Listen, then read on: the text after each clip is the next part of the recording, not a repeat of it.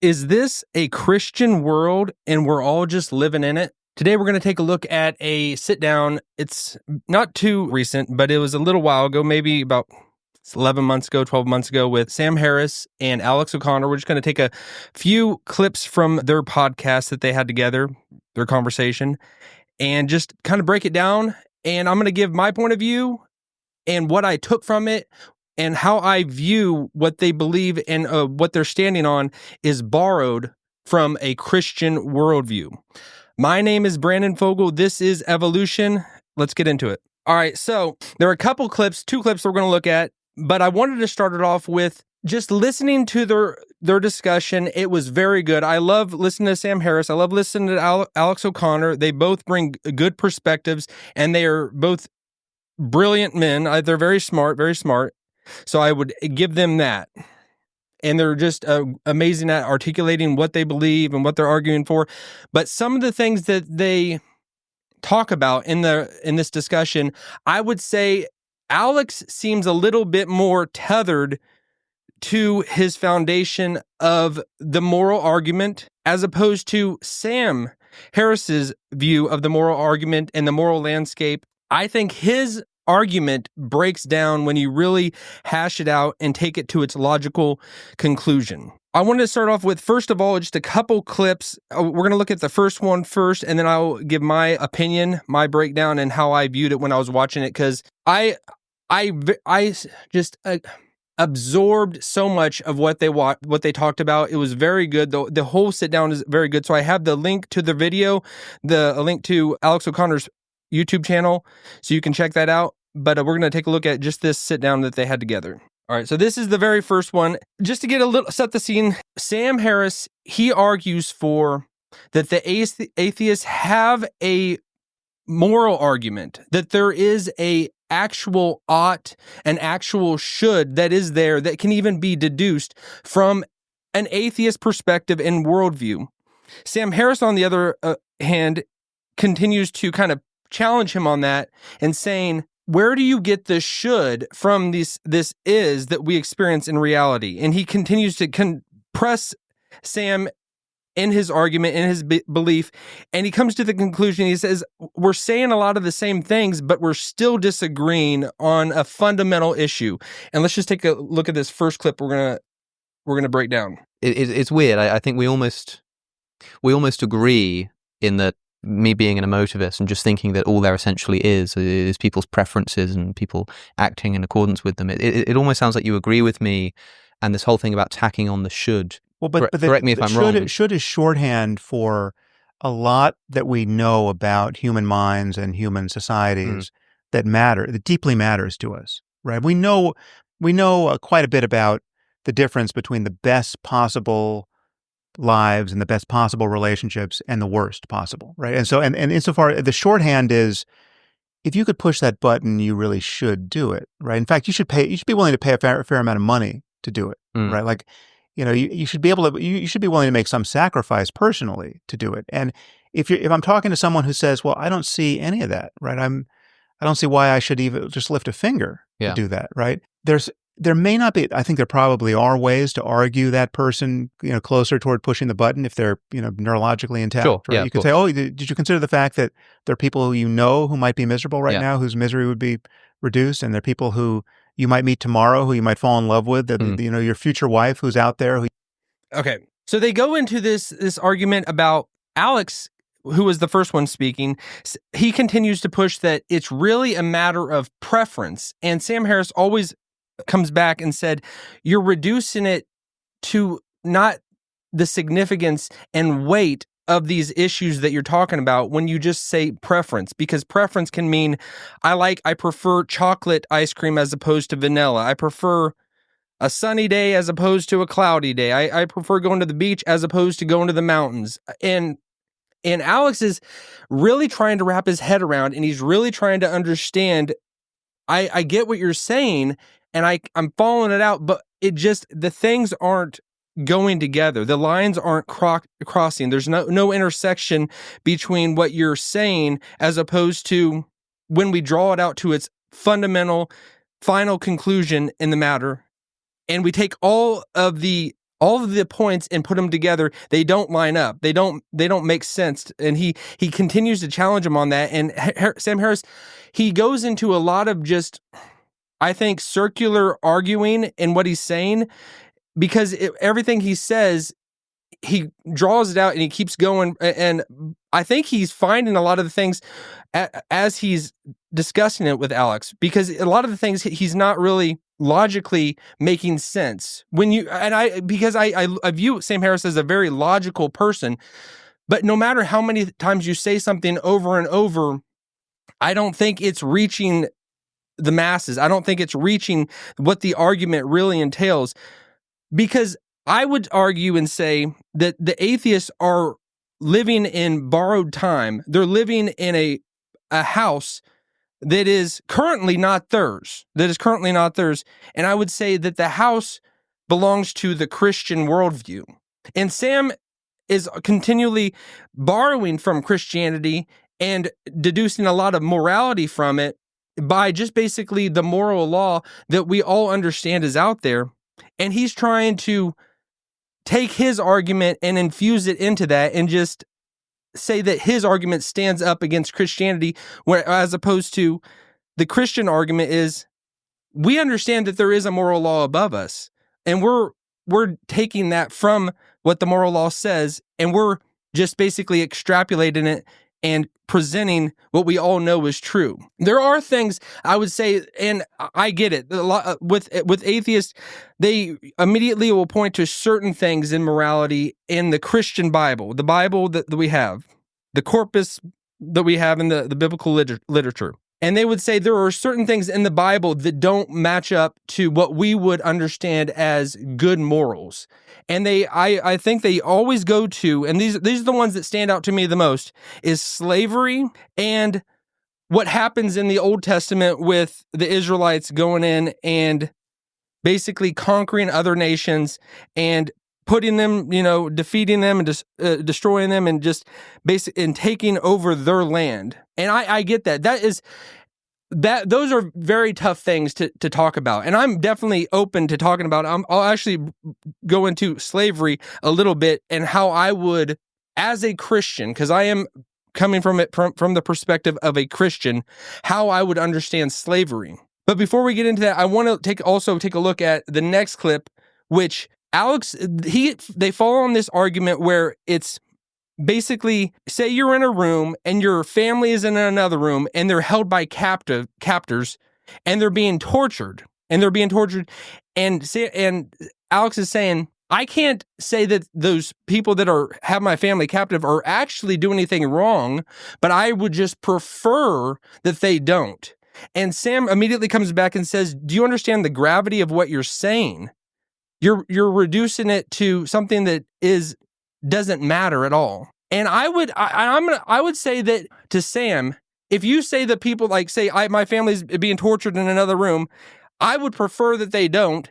But then also the people in the other room that are torturing my family, they're in the stance where they prefer that they are torturing them. It's just a matter, because when you take it just to its logical outcome, the atheist worldview, that there is actually no higher up law that is above us. There is actually not, it's not there. You couldn't really say that somebody is doing anything wrong. There is no wrong. There is no good. There is no right when you really hash it out. And then they go into a lot of talking about, because Sam, he kind of leans toward almost a Buddhism worldview and understanding, and just removing yourself and getting into meditation and just becoming almost just one with the universe in a lot of ways, one with your experience. And I think he almost skates by the bigger point that you are arguing moral realities that we all know exist, but you're just borrowing it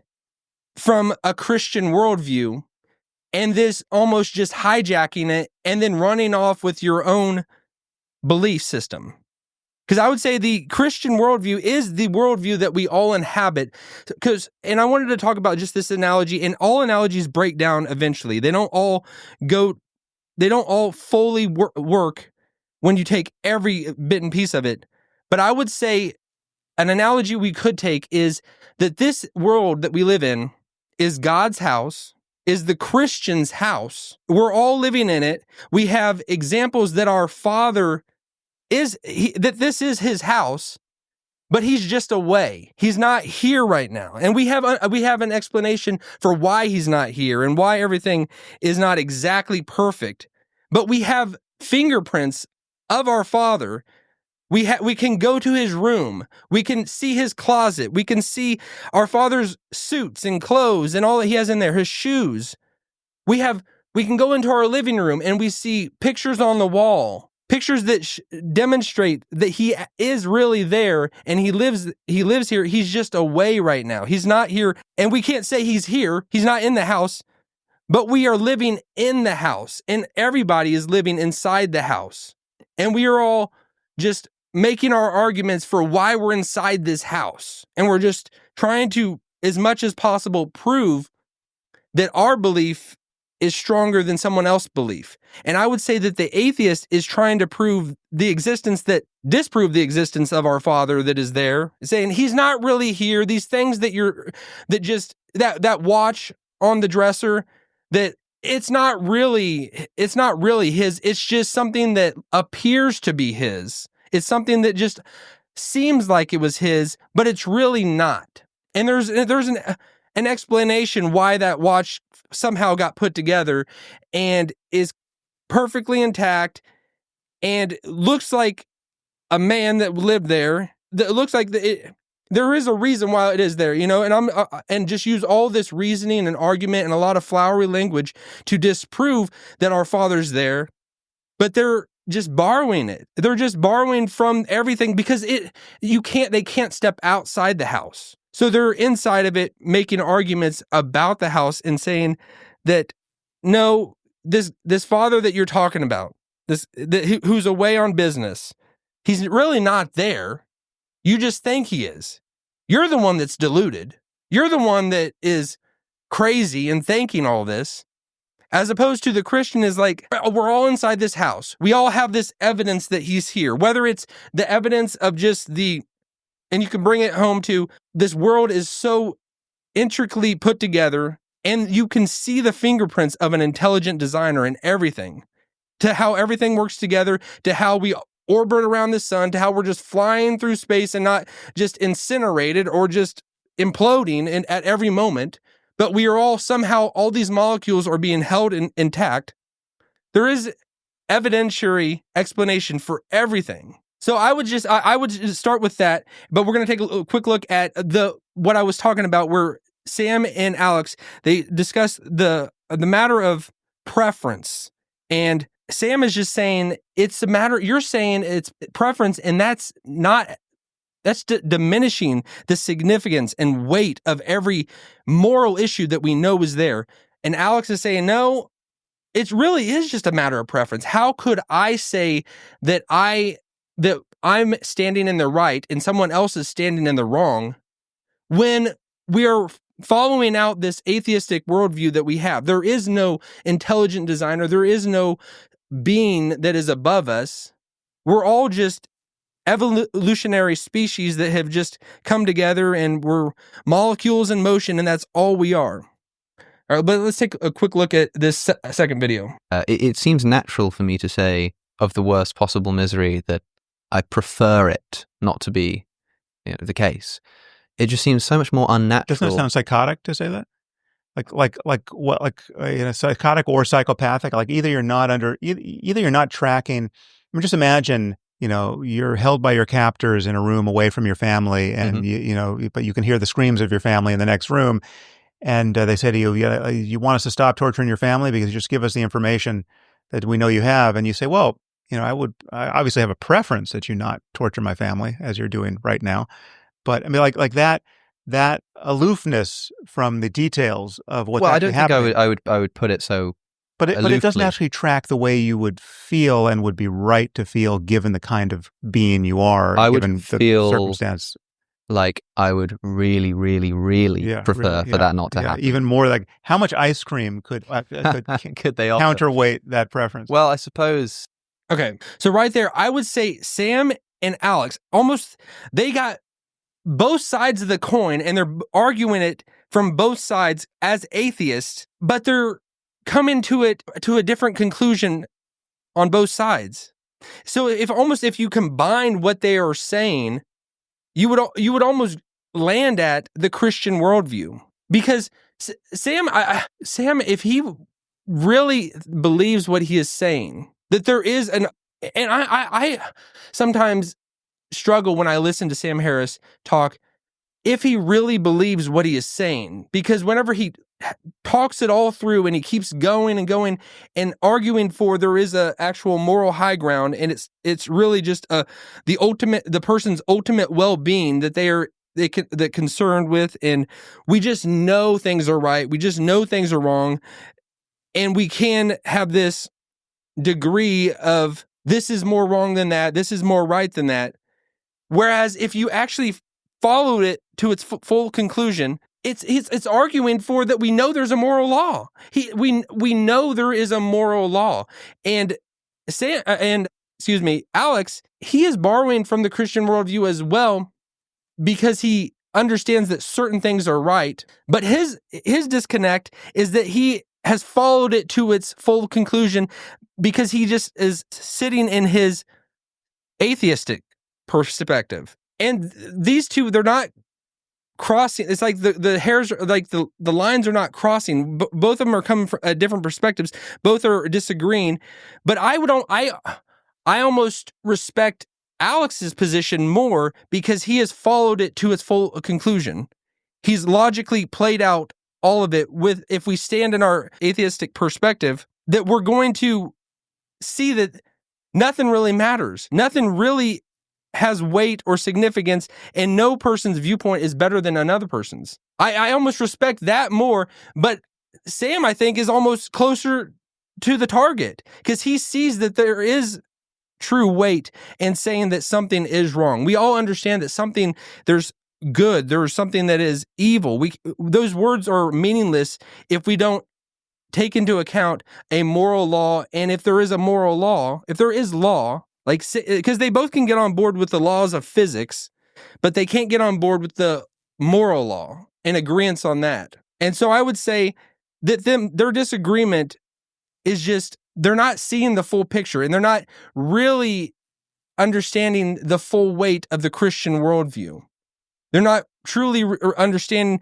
If they just took that and, like, say maybe they threw out all those things that they immediately have a distaste for, because slavery, that is very, very tough. That is a very tough thing to argue, especially from an American perspective. And I would just briefly, and I'll end it on this, briefly talk about my viewpoint on slavery and how we can see from a biblical perspective why slavery is talked about the way it is in the Bible. In the Old Testament, there is slaves. Israel has slaves of people that are other nations, but they also have their slaves of their own people. And it's more of an indentured servitude. It's that people can't pay their debt, they can't live, so they sell themselves to somebody and work out their debt. And even in the New Testament, I'm not going to just say, oh, Paul was just he was being politically correct and he didn't want to disrupt the Roman system of slaves, and that he was just I don't think Paul was really concerned about not disrupting the Roman system of having slaves and just the worldview of having slaves. It's a fallen world that we're in.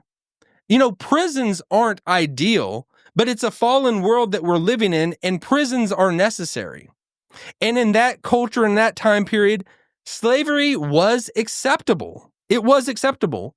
Stealing someone and making someone a slave by their ethnicity was never acceptable. And even as in a Christian worldview, Christians would claim, and I would proudly say, I am a slave of Jesus Christ. And that's what all the apostles said. We are slaves, the same word, of Jesus Christ. We don't play that down. We don't try to skate past that. But it's the most precious thing in the world that we are owned by God. And there's all these analogies. He's our Father, but he owns us. He purchased us. He died for us. He bled and died for us. That was the currency that paid for our life with him and our forgiveness.